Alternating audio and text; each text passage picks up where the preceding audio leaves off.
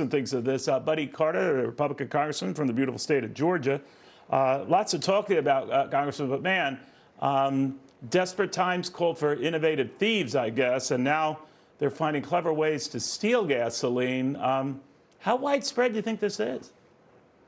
Well, with all the crime problems that we have in our metropolitan areas now, I don't doubt that this is a problem. It will be a serious problem. I can remember, I'm old enough to remember back to the late 70s when we had this oil crisis at that time. And Sure. People were, like you alluded to earlier, siphoning gas out of tanks. And now they're just drilling holes in it to get the gas. When you have an expensive commodity like this, an essential commodity, then this is the type of behavior that you're going to witness. Now, you've been talking about a way maybe to avoid all of this by reopening oil exploration in this country, even revisiting the Keystone Pipeline that the president essentially shut down on his first day in office. Could you explain what you're doing here? Yeah, I've got a bill. It's ending dependency on Russian energy, and what we need to do, what this bill will do, is to start the Keystone XL pipeline immediately, and that needs to be done. Look, this administration since day one has had a war on fossil fuels, a war on energy independence. If we realize anything from Ukraine, we realize how important energy independence is to our national security.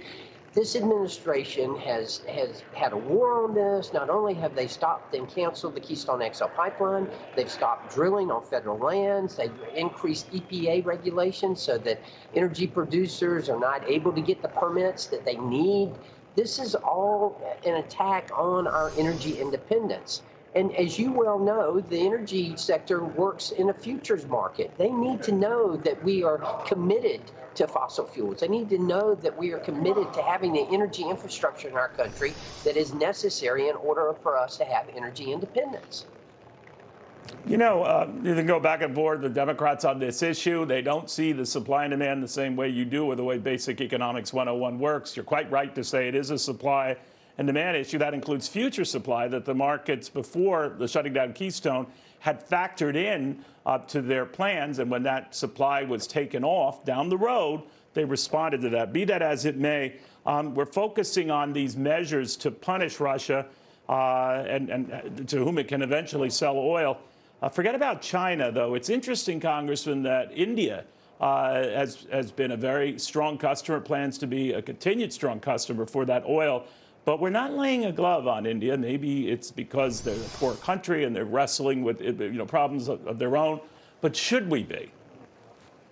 Well, that's a good question. I actually had a consulate for the Southeast in my office last week. And, you know, the reason they were giving was that we have a history with Russia. Well, we got a history with Russia, too. But that doesn't mean that you should be complicit in approving what they're doing in Ukraine by continuing to do business with them. So, yeah, I think India has gotten off a little bit too easy here. I get it. I understand that they don't want to disrupt this or shake the cart, so to speak.